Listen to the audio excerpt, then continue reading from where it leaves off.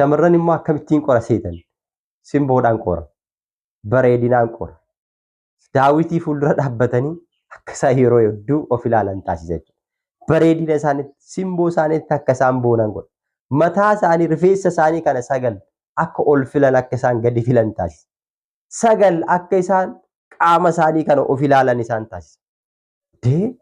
Ati baramma yoo of kunuunsuu baatte sirriitti yoo of ilaaluu baatte yoo of qaqqabuu baatte qullaa kee yoo mul'isuu baatte namni akkamitti si arga siin jedha.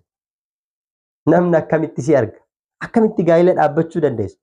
Umuriin lamaan jiruum kanaan booddee duubatti deebitee umurii tana argachuu hin dandeessu.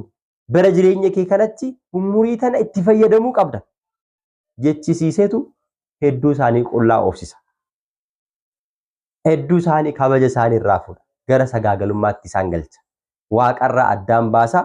Ijoollee ofiisaa taasifata. Kallattii kanaatiin lubbuu isaanii miidha. Mee shamarran hedduun as keessatti of ilaala. Galgala TV irratti yookiin sooshaal miidiyaa irratti uffata cittuu wayii uffata qullaa mul'istu wayii gaafa argan hedduun isaanii ganama bahanii suuqirra barbaadan. Waan ijaan argan sana amma raawwatanitti dhiphina sammuu guddaa itti buusa. Kanarraa kan ka'e hawwii guddaadhaniin waan kana raawwatu jechuudha. Qullaa isaanii mul'isu, qaama isaanii of qaqqabanii of tolchanii waan waaqayyoon hin jaallanne akka isaan raawwatan isaan taasisa. Wantoonni silaa amma shamarran obboloonni keenya qaama isaanii qullaa mul'isuudhaaf wantoota ofirratti artifishaalii adda addaa ofirratti taasisuudhaaf sila isaan kana hunda cinqamanii dhiphatanii baasii guddaa taasisanii wanti isaan kana hunda bitaniif maaliif isinitti fakkaata? Cinqama keessa waan galaniif. Waaqayyoon kan isaanii kenne caala bareedinaa fi simboo aaraa argachuuf jecha yaalii guddaa taasisu dhiphinni isaanii inni guddaanis kanadha jechuudha. Kanaatiin isaan cinqee isaan kiyyeessee hedduu isaanii isaan rakkisa. Inni biraan dargaggoota. Dargaggoota immoo sagaagalummaadhaan rakkisa. Barreetii amma jiraattu kun bara muraasadha. Umuriin dargaggummaa kun ni darba. Yeroo kanatti fayyadamtee amma egaa shamarran hedduu wajjin waliin bartu taanan kanaan booda duubatti deebitee umurii kana argachuu hin dandeessu jechuudhaan dhiphina adda addaa isaan irratti fidee hawwii foon isaaniitiin akka isaan gubatan sadarkaa ibiddummaa keessa isaan galchee isaan dhiphisuudhaan shamarran hedduurra ija isaanii akka buufatan taasisa. Achi shamarran qullaa isaanii taasisee bareedinaan simboodhaaf isaan dhiphisee qullaa isaanii taasisee itti agarsiisa. Dhiirota immoo ija isaanirra taa'ee qaama isaanii keessa taa'ee hawwii foonii kanaan akka isaan gubatan akka isaan dhiphatan taasisee lammeen isaanii walitti fidee hawwii ofii isaatii barbaadu gidduutti raawwachisee argata jechuudha.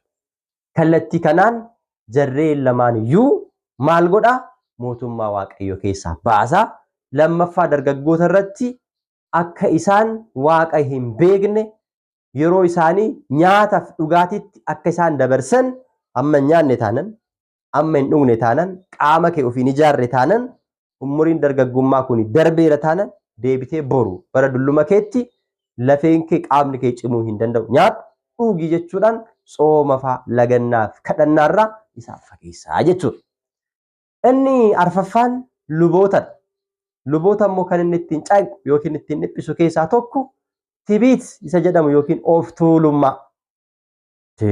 Ati bar aangoo hidhuu fi hiikuu Waaqayyo si kenneera. Kanatti hiite eenyutu hiikuu danda'a? Kanatti hiikte bar eenyumtu hidhuu hin danda'u. Kanaaf waan hunduu harka kee keessa jira. Furtuu mootummaa Waaqayyoon harka kee keessa kaa'eera. Jechuudhaan gaabbii kennuudhaaf, kadhannaa namaa godhuudhaaf, barumsa namaa laachuudhaaf, gorsa namaa kennuudhaaf akka isaan of tuulan isaan taasisa. Akka ati kadhattu, akka ati isaa yeroo hunda faayidaa fuuldura qabdee isaa sossobdu isaan taasisa. Sababii isaa ana malee hin jiru. Anarra kan caalu hin jiru isaan jechisiisan. Ani barandee Beeta Maqdasii keessa nama ooluudhaan. Ani baree nama taabota Waaqayyoo fuuldura dhaabbatuun. nama aangoo guddaa qabu aangoo mootummaa waaqayyoo furuudhaaf hiikuudhaaf hidhuu qabuudhaan isaan jechisiisa. Kanaan akka isaan boonan, kanaan akka isaan of tuulan isaan taasiseetu of tuulummaa kanaan seenee jireenya isaanii hidhee dhuma irratti kan isaanii taasifataa jechuudha.